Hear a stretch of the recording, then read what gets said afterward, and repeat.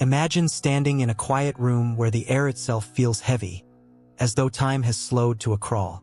The curtains are drawn, a thin beam of light cuts across the floor, and before you sits an old wooden dresser. Its drawers are filled with the belongings of someone you once loved. A parent, a sibling, a partner. Their sweater still holds the faint trace of their scent. Their notebooks are filled with handwriting only they could craft, and perhaps a watch lies waiting, still set to the hour it last ticked on their wrist. You stand there, torn between the urge to cling and the equally strong impulse to purge. Friends may tell you to move on. Some might advise you to donate the clothes, throw away the objects, and make space for new life. Yet in that moment you hesitate, for deep down, you feel that discarding these things is not just a physical act. It is a spiritual rupture, a betrayal of memory that carries consequences far deeper than clutter or sentimentality. What if these objects are not merely things, but vessels of unfinished meaning? What if the drawer you are about to empty contains not just fabric and ink, but fragments of their story still waiting to speak to you? To rush into discarding them is to silence a conversation between the living and the dead. And perhaps the real danger is not in keeping these belongings, but in losing the lessons they were meant to deliver. The modern world has made us efficient, almost ruthless, in how we process death. Memorials are shortened, belongings are cleared in haste, and grief is outsourced to rituals that demand speed rather than reflection. But our psyche knows better. The unconscious rebels when memory is severed too quickly. As Carl Jung once observed, until you make the unconscious conscious, it will direct your life and you will call it fate. Objects left behind are not unconscious clutter. They are archetypes made tangible. They demand that we face what still lies unresolved within us. To throw them away blindly is to miss the invitation to healing, understanding, and transformation. Imagine, for a moment, discarding an old notebook without opening it, only to later learn it contained words written for you, confessions of love, regrets left unspoken, or wisdom distilled from a lifetime. Imagine giving away a watch that was passed through generations, not realizing it was more than metal and gears, but a silent witness to a lineage you now risk severing. The paradox here is unsettling. The belongings of the dead are both a burden and a gift. They weigh upon us with grief, but they also anchor us to meaning. They confront us with mortality, but they also whisper about continuity.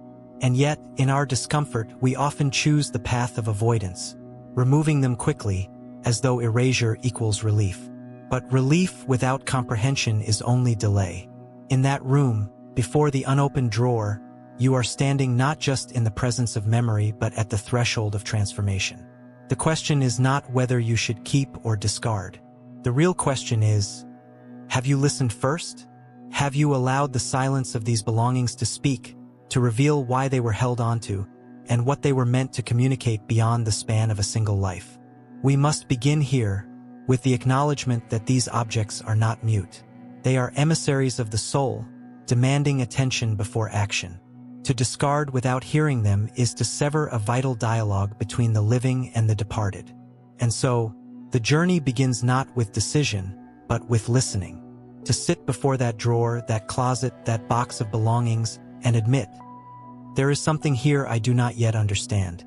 Only then can we confront the deeper layers of what it means to honor the dead, and in turn, to live more fully ourselves. To understand why the belongings of those who have passed away must never be hastily discarded.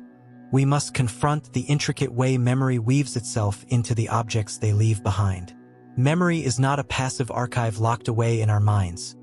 It is alive, fluid, and embodied in the things around us. Each sweater, letter, or book does not merely remind us of a person. It carries the residue of their presence. Neurologists and psychologists alike acknowledge that memory is associative. A photograph does not simply point to an image in the past. It triggers an entire cascade of recollections, emotions, and bodily sensations.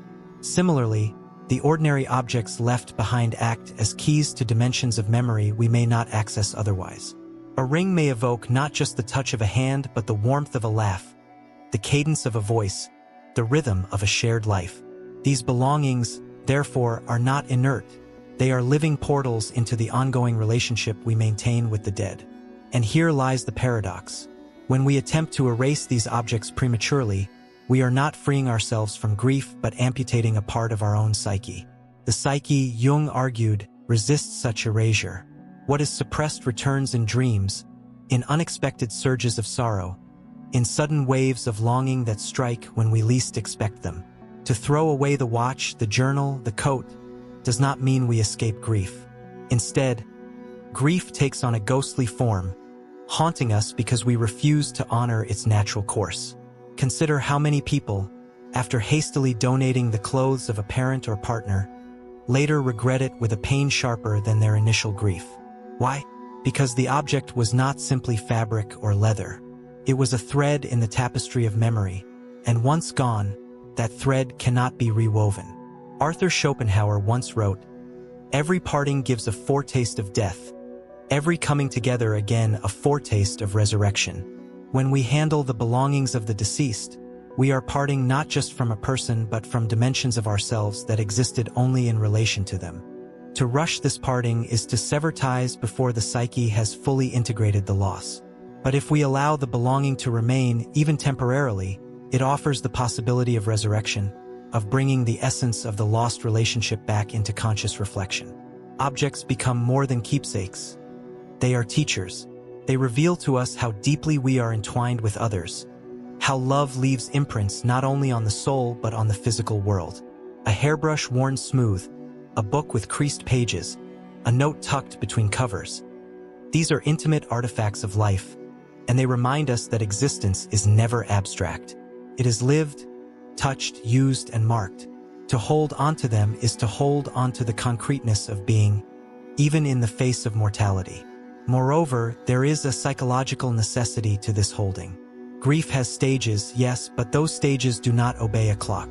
They unfold at their own pace. For some, the sight of belongings might be unbearable at first, too raw to endure.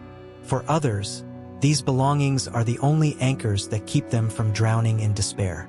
Both reactions are valid. What is dangerous is the external pressure, societal, cultural, or familial, that insists we should clean, donate, discard, and move on in a timeline that fits collective discomfort rather than personal truth. The belongings of the departed are, in essence, extensions of their voice. To silence them without listening is to deny ourselves both grief and growth. In truth, the things left behind challenge us. Will you choose convenience, or will you choose to bear witness? And this bearing witness is not only psychological, it is deeply existential. To honor these objects is to acknowledge that the dead are not entirely gone. They persist in the threads of memory, in the symbols we hold, in the meanings we uncover. The question is whether we will allow their echo to reverberate within us, shaping who we become. As we move deeper, we must ask, if objects carry the residue of presence, might they also carry lessons meant to awaken us? Lessons not only about the person lost, but about ourselves, our values, and the life we are still living? Every belonging left behind is an unfinished sentence, a fragment of a larger story that was cut short by death. A jacket hanging in a closet is not simply a piece of clothing. It is a reminder of journeys not yet taken, dinners not yet attended, winters that will never be lived. A half-read book on the nightstand speaks of questions that will never be answered, worlds that will remain unexplored. The pen left on a desk is silent testimony to thoughts still unformed, words never written, letters that may have been meant for you but will now remain forever unsent. When we hold these objects, we are not merely holding material possessions. We are holding possibility, a residue of intention that was interrupted by mortality. To treat these items as disposable clutter is to deny the existential reality that each life is, in itself, an unfinished manuscript.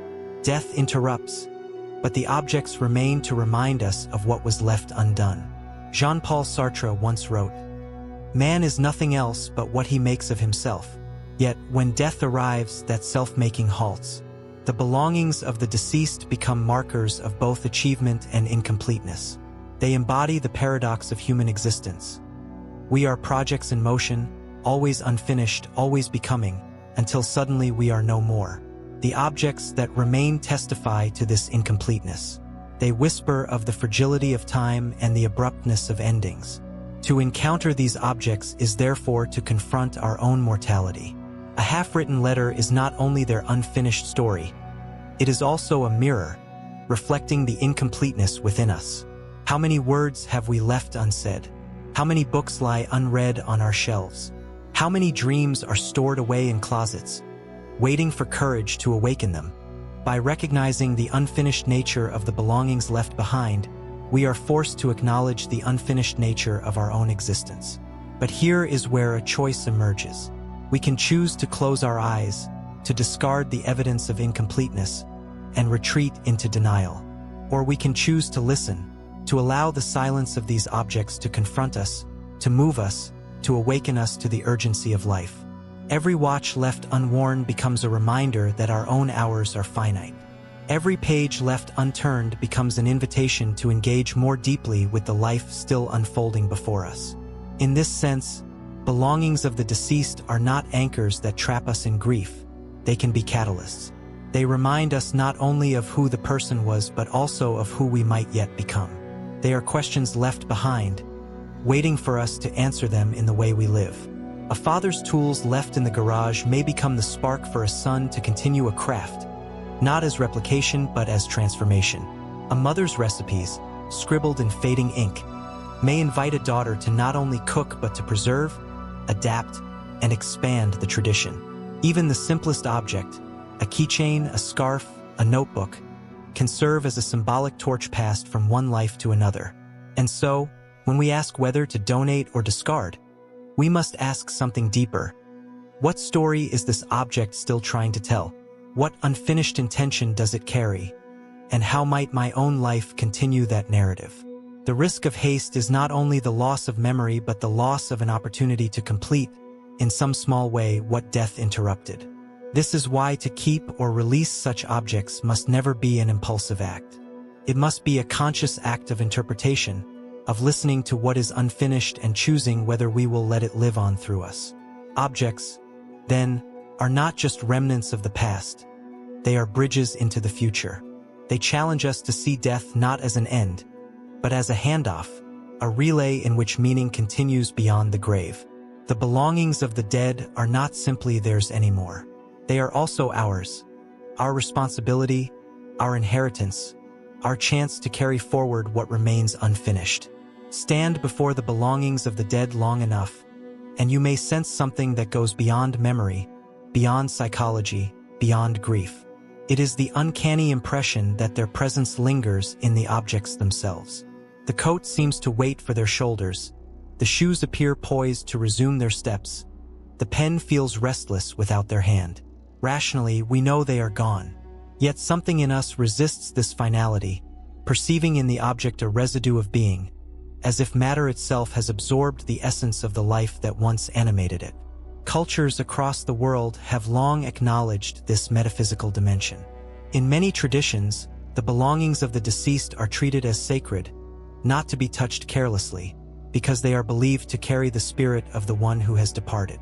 In others, ceremonies are held before clothing, tools, or books are distributed, as if to ritually transfer the energy bound to those objects. While modern secularism dismisses such practices as superstition, the deep human intuition they express cannot be denied. That the bond between person and object does not vanish at death, but persists in ways we struggle to explain. Think of the way an object retains the warmth of a hand moments after it has been held. On a material level, it is only heat, but to the psyche, that warmth feels like intimacy extending beyond its moment. Now imagine this principle stretched across years. A book read countless times, a ring worn every day, a chair sat in evening after evening. All of these accumulate not just physical wear but psychic imprint.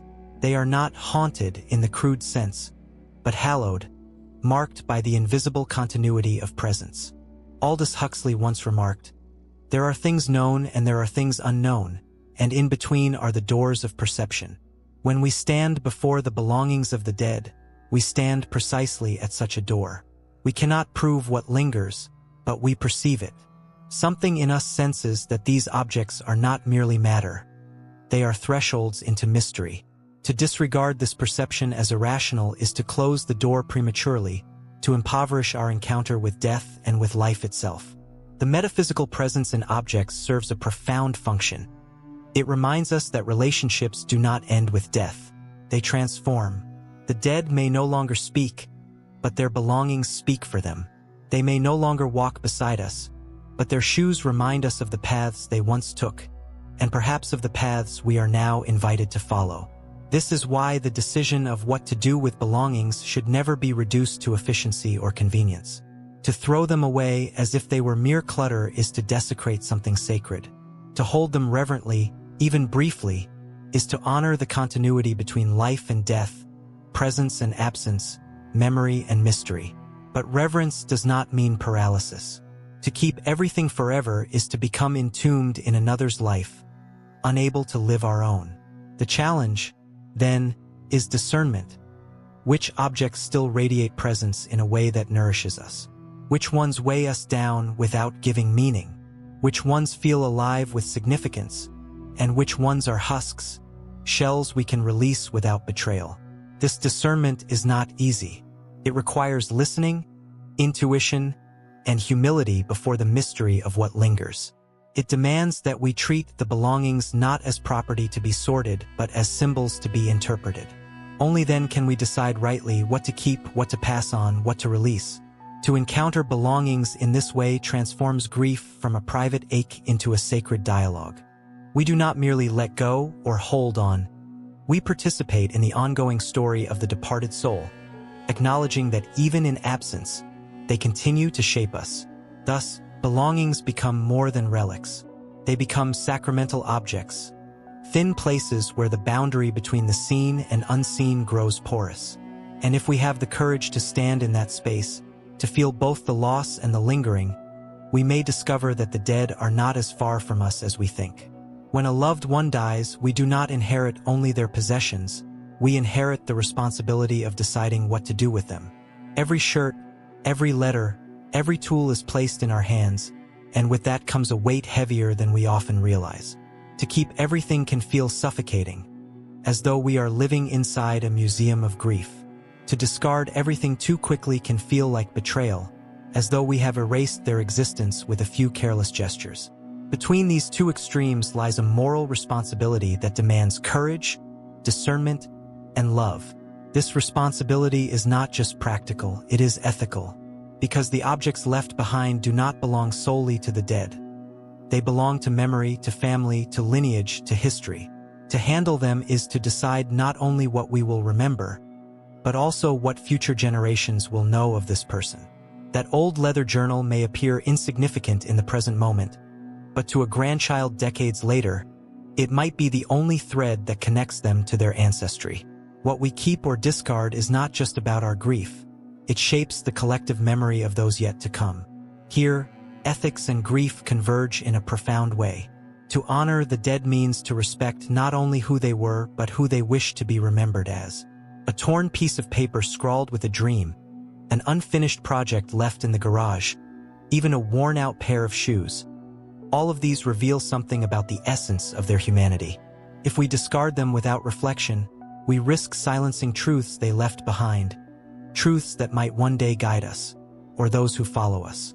Viktor Frankl, a man who knew intimately the weight of memory and loss, once wrote, "What you have experienced, no power on earth can take from you. And yet, experience lives not only in the mind but in the objects entwined with it. To preserve even a fragment is to preserve a piece of that indestructible human story. To throw it all away is to risk severing a continuity that is larger than ourselves." Ethics also extends to the community. Sometimes the belongings of the deceased carry value not only for the family but for the wider world. Letters, books, and tools of craft may hold cultural or historical significance. What seems like a dusty relic today might one day provide insight into an era, a community, or a way of life that would otherwise be forgotten. This awareness expands the weight of our responsibility. We are not merely curators of private memory, but guardians of a collective heritage. But ethical responsibility also includes compassion for the living. To keep every single item in the name of respect can turn memory into a prison. Rooms become shrines, closets become untouchable, and grief ossifies instead of flowing. The moral path lies not in hoarding nor in erasure, but in mindful curation. What do we keep because it carries the essence of their life? What do we release because its meaning has already been integrated into us? What do we pass along because it carries significance that others may one day need? In this way, handling belongings becomes a moral act of storytelling. We are shaping a narrative, deciding which fragments of the past will live into the future. The responsibility is immense, but it is also sacred. Each object we keep becomes not only a memorial but a teacher, reminding us of the values, struggles, and dreams that defined a life. Each object we release consciously with gratitude becomes a gesture of freedom, acknowledging that love does not require physical possession to endure. To approach this responsibility with reverence changes everything. We cease to be mere mourners sorting through clutter. We become caretakers of memory, guardians of legacy, participants in the eternal dialogue between life and death. And in doing so, we elevate grief from a wound to a moral calling. To remember rightly, to preserve wisely, to love responsibly. The question we must carry forward is this: how do we honor the departed without imprisoning ourselves in their shadows? The answer requires us to confront both love and freedom, and to see that the truest way of remembering may also be the truest way of living. At last, we return to the quiet room. The dresser, the closet, the boxes of belongings, still waiting. Perhaps by now you see them differently. They are no longer clutter, no longer mere objects weighing down your grief. They are thresholds, teachers, unfinished chapters, fragments of presence, vessels of memory, and carriers of moral responsibility. To decide what to do with them is not a matter of tidying a room, but of shaping the meaning of a life, both theirs and yours. The belongings of the departed confront us with mortality, yes, but also with life's insistence that meaning continues beyond the grave. We begin to see that each object we hold is not just a relic of the dead, but a mirror of ourselves. The watch they wore does not only tell us the hours they lived, it reminds us of the hours we are still living. The unfinished book on the nightstand does not only speak of their story cut short, it asks us what chapters remain unwritten in our own. The coat left hanging in the closet is not only theirs, it becomes an invitation. Will you step into life's cold air with courage, or will you let the seasons pass untouched? In these ways, the belongings of the dead press upon us an urgent demand to live more deeply, more attentively, more truthfully. They remind us that we too will leave behind our own drawer, our own closet, our own unfinished projects. One day, someone else will stand before our belongings, asking the same questions we now ask.